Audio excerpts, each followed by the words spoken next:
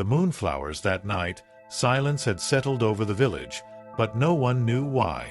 The old gardener Elian had closed the gate to his garden and gone inside, as he always did. The villagers thought he only worked during the day. But the truth was entirely different. Elian's real work began when the moon rose. Behind the iron gate of the garden, there was a patch of earth where normal flowers never grew. This was Elian's special area, and it held a secret he showed no one. Everyone in the village knew Elian, but no one truly knew him. The man would take vegetables to the market in the mornings and sit on the wooden bench in front of his house in the afternoons. He spoke little, his smile was hard, but there was a strange gleam in his eyes, as if he was constantly looking into the distance, searching for something invisible. The village children would sometimes try to climb the walls of his garden, but none of them could see inside. The walls were high and covered with vines. Only at night would a strange light seep from the garden. Blue, purple, sometimes silvery glimmers. The villagers explained it away as candles. No one was curious enough to question further. But in fact, there was a deeper secret behind this phenomenon.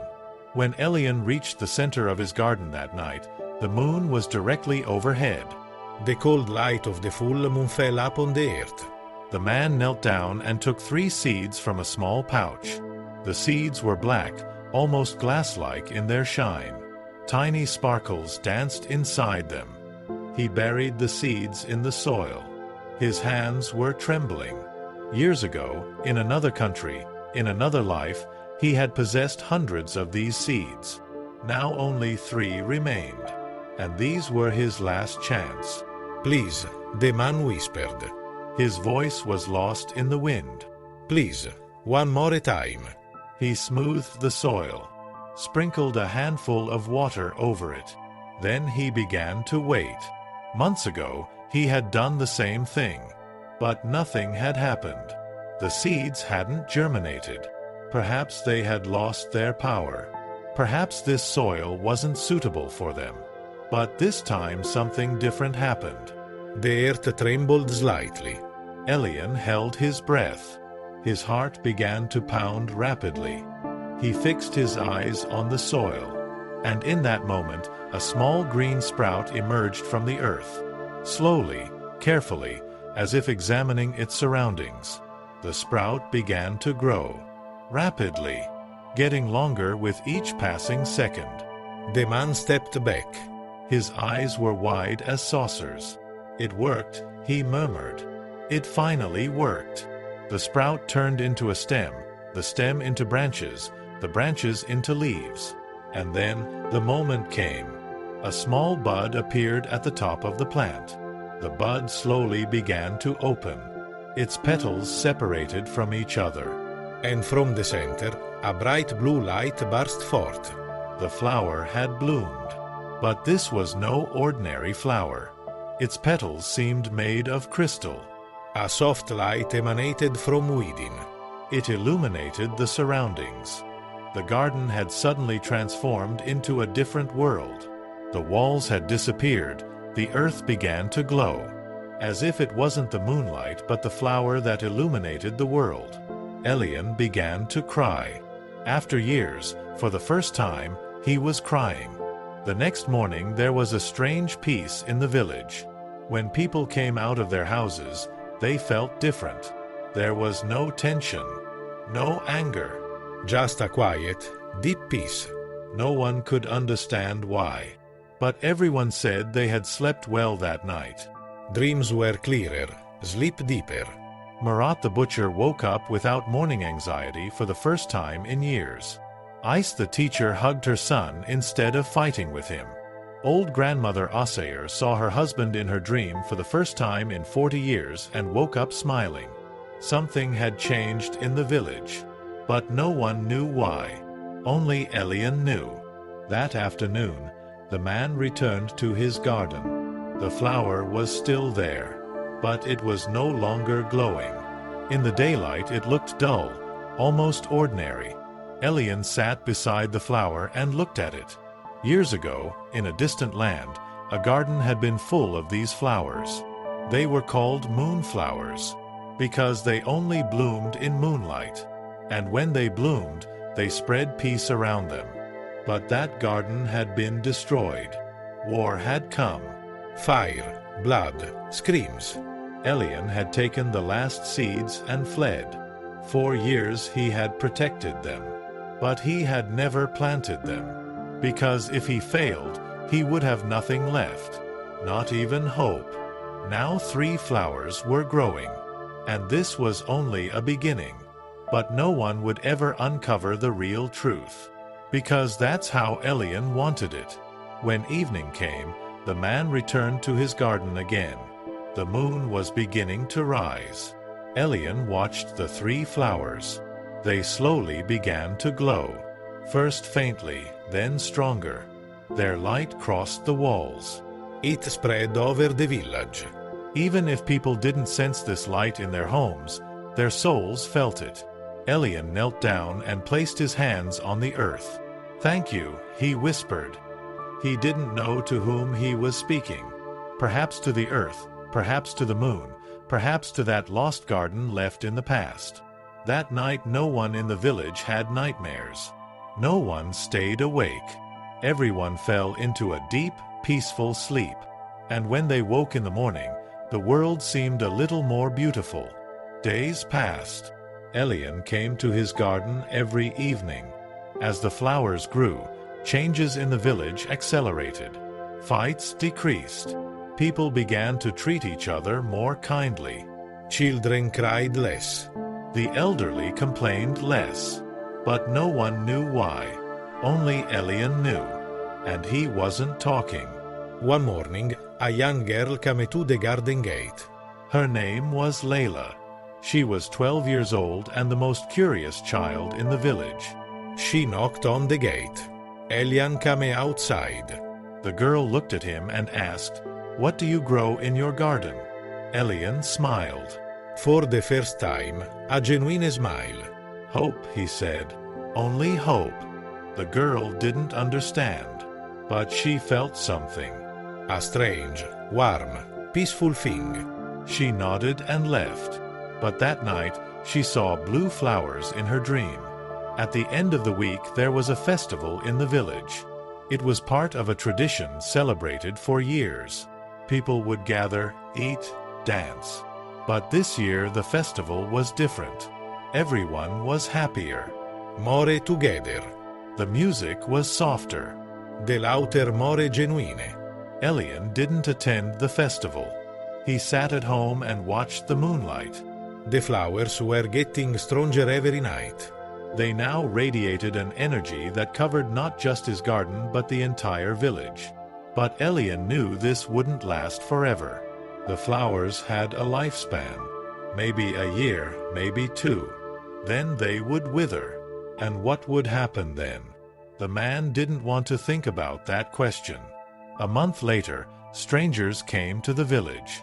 Merchants from the city. They would stay in the village for a few days. The first night, they felt something strange in the inn where they were staying. A deep peace, as if the burden they had carried for years was lightening. When they got up in the morning, they looked at each other. "There's something about this village," one of them said. "I don't know what, but I feel good here." The others agreed. Throughout the day, they toured the village. They talked with people. Everyone was kind. Everyone was smiling. When evening came, one of the merchants asked an old villager, "What's this village's secret?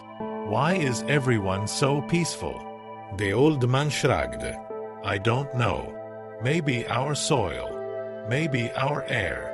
Maybe we're just lucky." But that night, one of the merchants went outside and saw the wall of Elian's garden. A faint light was seeping over the wall. Blue, flickering, mysterious. The man approached. He listened. He heard a sound. Soft, melodic, like a song but without words. Elian was sitting inside next to the flowers. He was talking to them. "I must protect you," he was saying. "People mustn't know. If they find out, they'll take you, use you.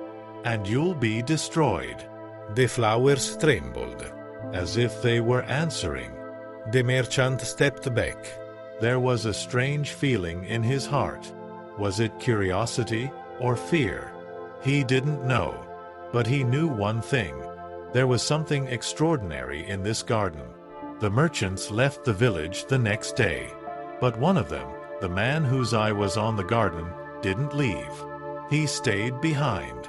His name was Karam, and for years he had been pursuing strange, inexplicable things. Old legends, lost plants, magical objects. And now, in this village, he had found something. That night he decided to secretly enter Elian's garden. At midnight, Kerem climbed the garden wall. He set his feet silently on the ground. The garden was dark, but in the center 3 flowers were glowing. Their light was so powerful that Karam had to close his eyes for a moment. He advanced slowly. As he approached the flowers, a strange feeling overcame him. Peace, happiness, hope. But also a fear. As if these flowers didn't belong to him. As if he shouldn't steal them. But his hand still reached out. You must stop, Kerem froze. He turned around. Elian was there. A lantern in his hand. No expression on his face. I don't know who you are, said the old man. But you shouldn't be here. Kerem stepped back. I just wanted to see. What are these flowers? Elian looked at him. There was a long silence. Then the man spoke. These aren't just flowers. They're a memory. A hope. And it's my duty to protect them. But people should know, said Karam. If these flowers give peace, the world needs them. Elian shook his head. The world will want them. But it won't take them. It will use them, consume them, and in the end destroy them. It's always been this way. It will always be this way. Karam couldn't say anything, because he knew the man was right. When morning came, Kerem left the village. But he carried Elian's secret with him wherever he went. And one day, perhaps in another place, in another time, he would tell that secret.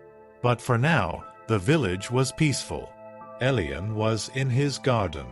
And the flowers bloomed every night. Months passed. Elian was aging. His hands trembled more. His back ached more. But he came to his garden every evening. He looked at the flowers. He talked to them. One night, the moonlight was especially strong. The flowers bloomed brighter than ever. And in that moment, Elian saw something. Inside the flowers, small seeds were forming. New seeds. The next generation. The man fell to his knees. His eyes filled. Thank you, he whispered. You will continue. Even when I'm gone. The flowers trembled. As if they were answering. Yes, we will continue. When winter came, Elian fell ill. The villagers visited him. They brought him food, made him hot tea. But the man wasn't getting better. He was only getting weaker. One night, when he was very sick, young Layla came to his house. Elian was lying in bed. He was struggling to breathe. The girl held his hand. You'll get better, she said. Everyone is praying for you. Elian smiled. I know, but my time has come.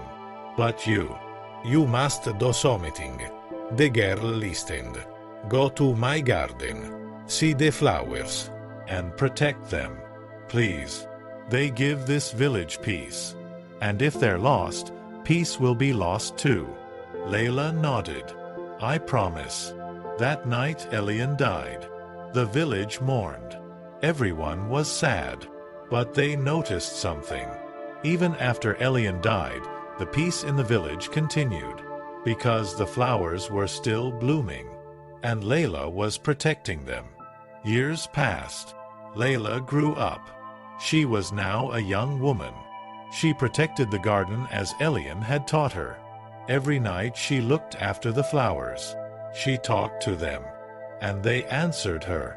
The village was still peaceful. People were still happy. And no one knew the secret. Only Layla knew. And she wasn't talking. One day, an old traveler came to the village. The man was tired, worn out, but there was a familiar gleam in his eyes. When Layla saw him, she recognized him. It was Karam, the man who had entered the garden years ago. The man approached her. "Are they still there?" he asked. Layla nodded. "Yes, and they're stronger than ever." Karam smiled.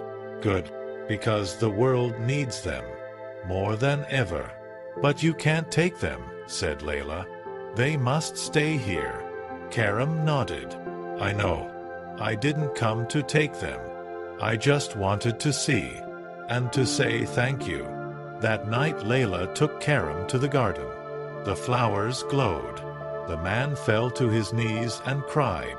Elian was right, he said. Some things must be protected, not shared. They must simply exist. Layla touched him. "Yes, and now you're part of this too." Karam left the village the next day. But as he left, he carried peace within him. And wherever he went, he spread that peace. Now, years later, the village still stands. The flowers still bloom, and every night, under the moonlight, they spread peace. No one knows why. But everyone feels it. And perhaps that's enough. Perhaps the secret should remain a secret. Perhaps peace shouldn't be explained. Perhaps some things should simply be. And in this village, in this garden, in these flowers, there is peace. Every night. In every moonlight. Forever. The end.